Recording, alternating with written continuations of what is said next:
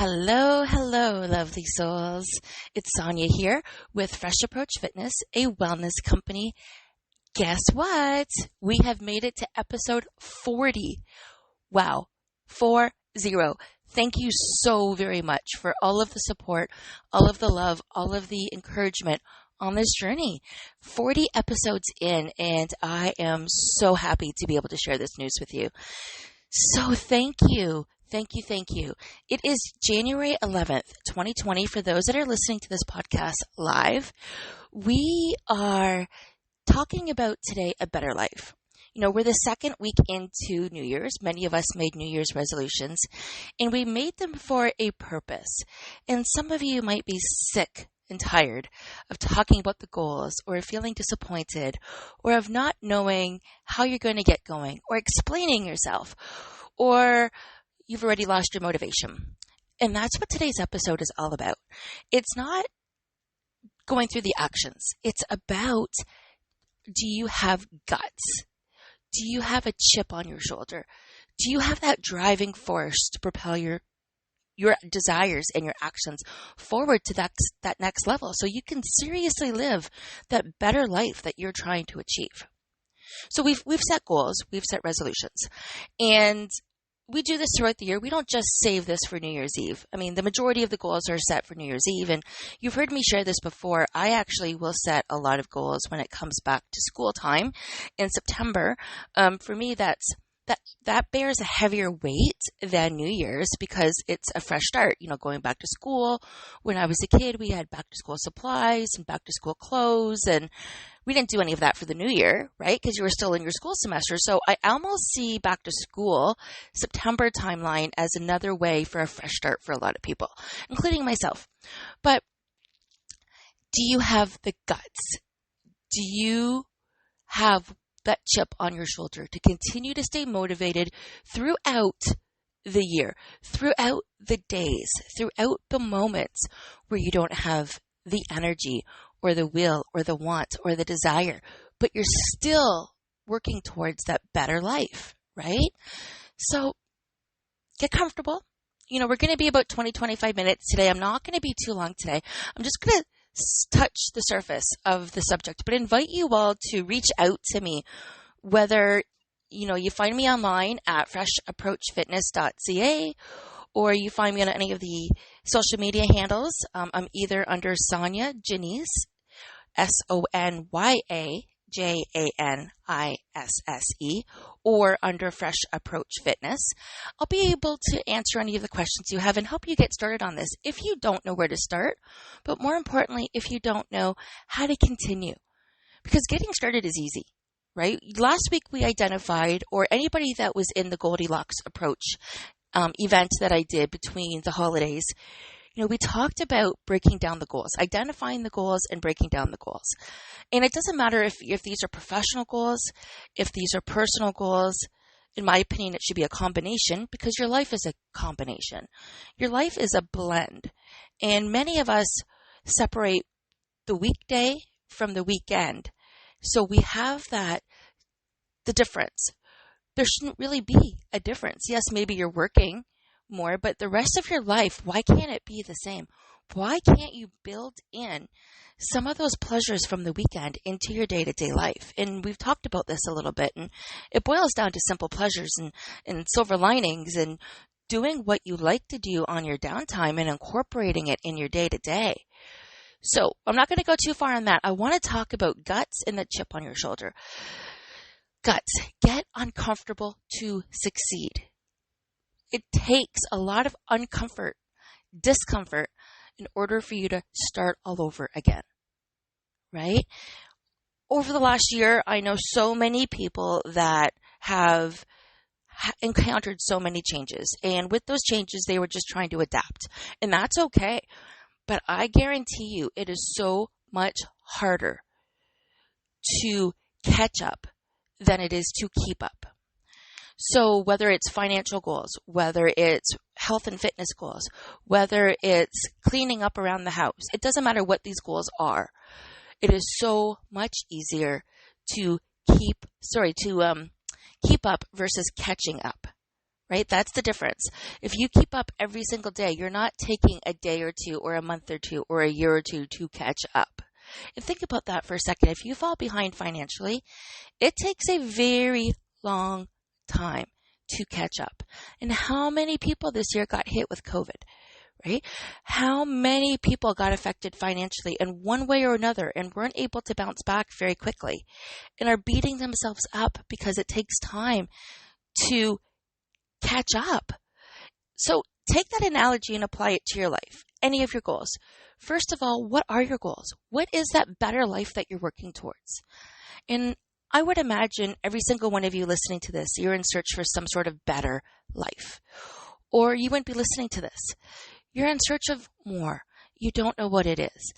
So lean into it a little bit. Ask yourself, what is it? Or maybe you do know what it is. Maybe you're a little bit like me and you've got your room surrounded by vision boards.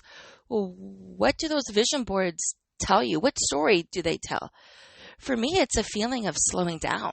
For me, it's a feeling of embracing life, those simple pleasures, time with my family, celebrating all of the little things. I can tell you on 2 or 3 of my vision boards, actually 2 or 3 of them, yep, for sure, there is somebody toasting something. So there's 2 glasses of champagne. There's couples together. There is a lot of happiness. I live my life with a lot of happiness. Doesn't matter what I'm going through. I live my life for the moment. I plan for the future, but I live my life for the moment. So, do I have guts? Am I willing to get uncomfortable to succeed every single day? That's one of my mantras, actually. I write it down before I start my workday. I am willing to get uncomfortable to see what I'm capable of. I write this down every single day before I start work. I am willing to get uncomfortable to see what I'm capable of.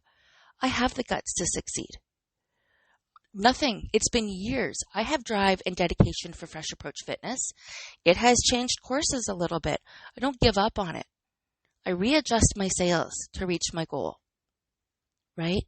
I have no idea if one person's listening to these podcasts or if 50 people are listening to these podcasts. It doesn't matter to me. It doesn't matter to me because I am willing to get uncomfortable to succeed. Okay, that is a positive way of looking at it. That is my personal motivation. And the right person will hear this podcast. They will share with everybody. It will explode. If it's not already exploding, it will explode. It will help me build my brand. At the end of the day, my brand is helping me help more people live happier and healthier lives because they are worth it. That better life, you are worth it. And too many of us don't know what it feels like to be happy in our day-to-day. Yes, we're in search for more. We should always be in search for more, continuously looking to up-level and elevate our lives, whatever that looks like to you. It could be a better relationship. It could be a happy home life. I've gone through all of those things. I've got stories upon stories to share with you, my friends, and I invite you to reach out to me and I'll share those stories and let you know how I have encountered those mountains, gone through, climbed up those mountains, and made it down the other side a better person. Because I was willing to grow from those experiences. Are you willing to grow from your experiences so you can live a better life? The other thing I had mentioned at the very beginning of this podcast was, do you have guts or do you have a chip on your shoulder? If you have a chip on the shoulder, that in itself can be a huge motivating factor. And of course, it depends on how you use it and what you use it for and which areas of your life. I don't want you walking around with a perpetual chip on your shoulder, with the weight of the world, with anger and frustration. But that can be directed. If you have that chip on your shoulder, direct it. Use it. Use it for inspiration and motivation to help get you started, but that's not going to keep you going. Right? Knowing that somebody is better than you or somebody is watching you or you're proving something is not going to keep you going. It might get you started, but that's not the right why at all. That's where you need to leverage your goals and find out your true why. Your why can never be to prove somebody wrong. Just be your best self and know that every single chapter is meant to teach you something. Every chapter in your life, if you look back, has taught you something. And some people, sometimes we get stuck in those chapters, or we get stuck in those stories. We don't see the lessons and the opportunities, so we're not ready to move on from them and to apply those experiences to the rest of our lives. I'm sitting here sharing with you that I love my life. I love everything about my life. My life has never been easy, but that I don't want easy. I'm working towards a better life every day. I didn't say an easy life.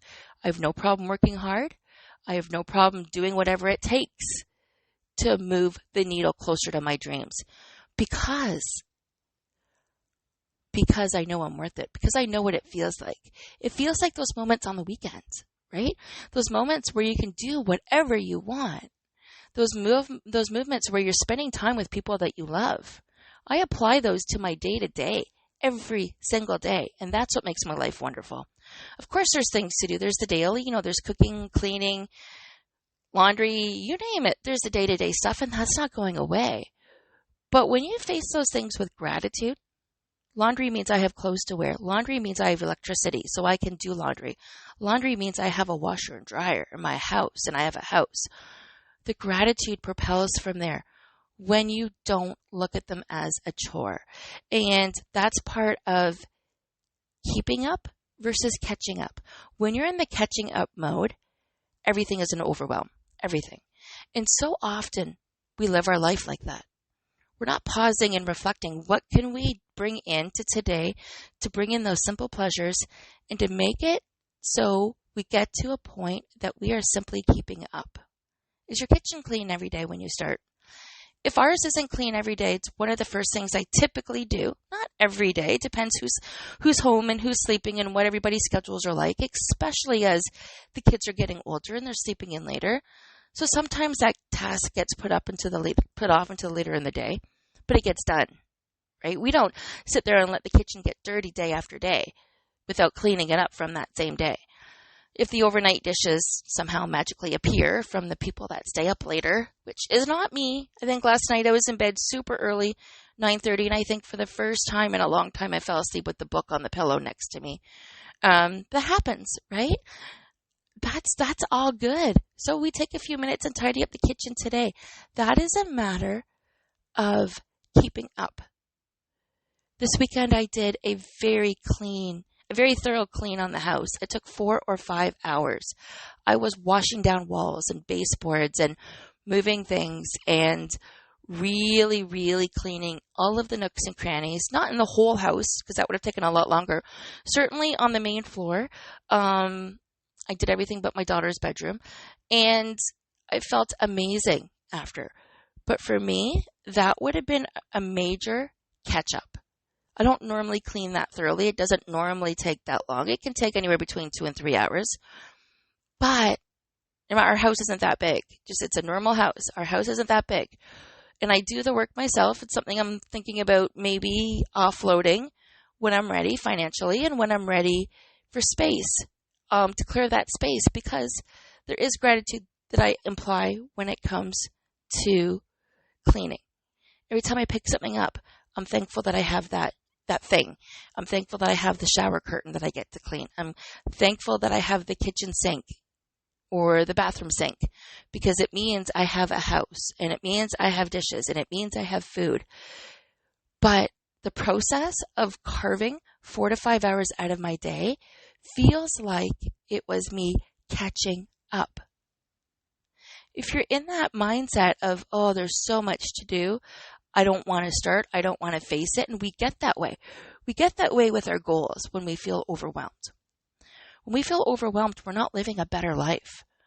We're not working on appreciating what we have now, and we're certainly not working on our future, because our future does not involve a better life. What does your future involve? When we go to work Monday to Friday, let's just pretend, because not everybody's on that schedule, and I can appreciate that.